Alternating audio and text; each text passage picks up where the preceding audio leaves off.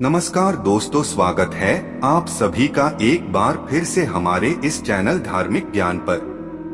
दोस्तों, राम जन्मभूमि अयोध्या में 22 जनवरी दिन सोमवार को राम लल्ला का प्राण प्रतिष्ठा समारोह बड़ी भव्यता और हंसी खुशी के साथ संपन्न हुआ, जिसमें अनुमानित 7,000 वीवीआईपी लोगों ने अपनी उपस्थिति दर्ज करवाई। प्रधानमंत्री नरेंद्र मोदी ने देशवासियों से यह अनुरोध किया था कि 22 जनवरी को प्राण प्रतिष्ठा के दिन सभी श्रद्धालुजन अयोध्या न आकर अपने निज निवास से ही इस पर्व का आनंद उठाएं। 22 जनवरी के बाद सभी जनसाधारण और भक्तजनों के लिए अयोध्या राम मंदिर के पट दर्शन हेतु खोल दिए गए। जैसे ही अगले दिन यानी 23 जनवरी को भक्तों के लिए अयोध्या मंदिर के द्वार खुले तो अयोध्या नगरी में भक्तों का हुजूम टूट पड़ा। श्री राम जन्मभूमि तीर्थ क्षेत्र के ट्रस्टी अनिल मिश्रा के अनुसार राम लल्ला की प्राण प्रतिष्ठा के एक दिन बाद यानी मंगलवार को पूरे 5 लाख से ज्यादा लोगों ने प्रभु दर्शन किया। इसके अलावा बुधवार 24 जनवरी को 2.5 लाख के करीब भक्तों ने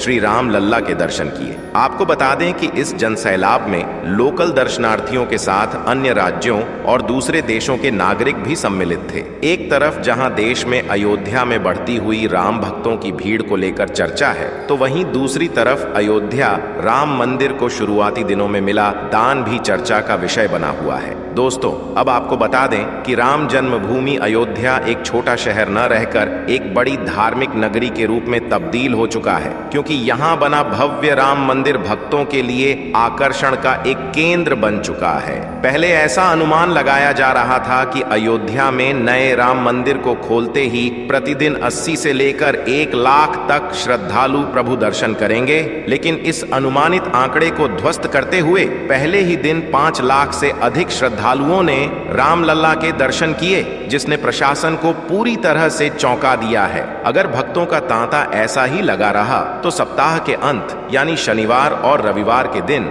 यह आंकड़ा और भी ज्यादा बढ़ सकता है, जिसको लेकर प्रशासन को अपनी तैयारी और ज्यादा दुरुस्त करनी पड़ेगी। पहले ही दिन राम लल्ला के दर्शन हेतु इतने बड़े जमावड़े को देखने के बाद प्रशासन के हाथ पैर फूल गए। भगदड़ जैसी स्थिति न बने इसलिए प्रशासन को 10,000 से ज्यादा पुलिस बल का प्रयोग भी करना पड़ा। लेकिन इसी के साथ एक चौंकाने वाली खबर सामने आती है कि अयोध्या के नवनिर्मित राम मंदिर को पहले ही दिन करोड़ों रुपए का दान प्राप्त हुआ है। न्यूज मीडिया लाइव मिंट की रिपोर्ट के अनुसार रामलला के दरवाजा भक्तों के लिए खुलते ही पहले दिन कुल 3 करोड़ 17 लाख का चढ़ावा मिला है, जो कि एक बहुत बड़ी राशि है। राम जन्मभूमि तीर्थ क्षेत्र ट्रस्ट के मुताबिक यह करोड़ों का चढ़ावा ऑनलाइन माध्यम से प्राप्त हुआ है। अयोध्या राम मंदिर के ट्रस्टी अनिल मिश्रा आगे जानकारी देते हैं कि राम मंदिर ट्रस्ट ने प्राण प्रतिष्ठा समारोह के दिन कुल 10 दान काउंटर खोले, लेकिन देश और दुनिया से राम भक्तों ने केवल ऑफलाइन ही नहीं बल्कि ऑनलाइन के माध्यम से भी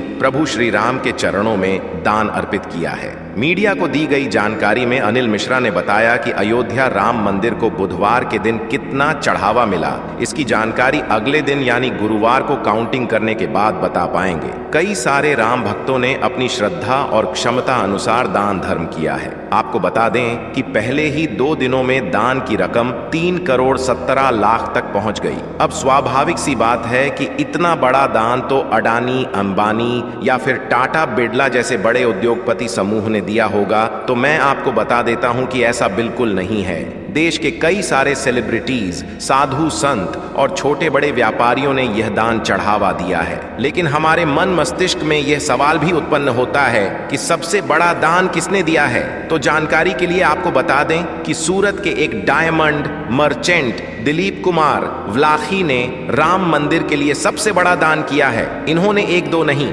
बल्कि 100 किलो सोने का दान अयोध्या के राम मंदिर को दिया है। प्राप्त जानकारी के अनुसार दिलीप कुमार सूरत की सबसे बड़ी डायमंड पब्लिशिंग कंपनी के मालिक हैं और लंबे समय से इनका परिवार हीरे के व्यापार में लगा हुआ है। दान में मिले इस सोने का सदुपयोग गर्भगृह के दरवाजे, त्रिशूल, डमरू और अन्य स्तंभों को चमकाने में किया जाएगा। वर्तमान समय की बात करें तो प्रति 10 ग्राम सोने की कीमत 68 आंकी गई है, तो इस लिहाज से 101 किलो सोने की कीमत 68 करोड़ हो जाती है। तो इस तरह से सूरत के लाखी फैमिली ने अयोध्या के राम मंदिर को सबसे बड़ा दान दिया है। इसके बाद दान देने के क्रम में दूसरे नंबर पर आते हैं हिंदू आध्यात्मिक नेता और रामायण कथावाचक मोरारी बापू, जिन्होंने कुल 18 करोड़ की दान सेवा की है, जिसमें भारत देश से 11 करोड़, ब्रिटेन और यूरोप से 3 करोड़ और अमेरिका, कनाडा और कई अन्य देशों से 4 करोड़ का योगदान है। यही नहीं, गुजरात के एक डायमंड मैग्नेट गोविंद भाई ढोलकिया ने कुल 11 करोड़ का डोनेशन दिया है। इसके अलावा पटना के महावीर मंदिर ने भी अयोध्या के राम मंदिर में उल्लेखनीय दान किया है।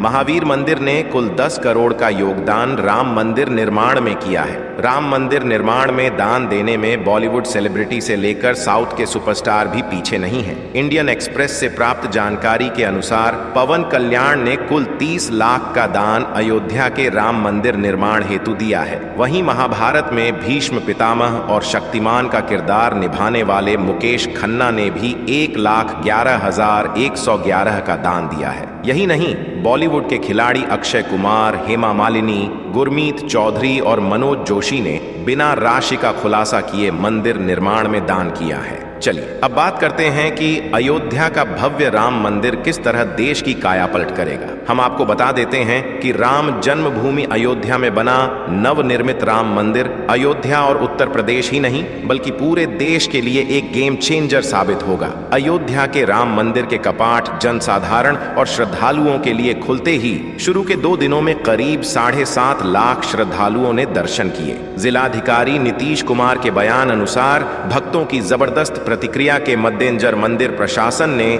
दर्शन के लिए अब समय बढ़ा दिया है ताकि अधिकतम संख्या में भक्तों को प्रभु दर्शन का मौका मिले। इसी बीच गुरुवार को अधिकारियों ने कहा कि इतनी कड़ाके की ठंड होने के बावजूद बड़ी संख्या में श्रद्धालु लगातार दर्शन के लिए आ रहे हैं। प्रशासन ने श्रद्धालुओं की भीड़ को देखते हुए यह भी दावा किया है कि अगर ऐसी ही भीड़ अयोध्या में आती रही तो अनुमान है कि प्रत्येक वर्ष अयोध्या में 10 करोड़ से ज्यादा श्रद्धालुओं के आने की उम्मीद है, जिससे निश्चित रूप से अयोध्या में विकास कार्यों को गति मिलेगी। तो दोस्तों, अयोध्या राम मंदिर में बढ़ती हुई भीड़ को लेकर आपकी क्या प्रतिक्रिया है? कमेंट के माध्यम से अपनी राय जरूर दें।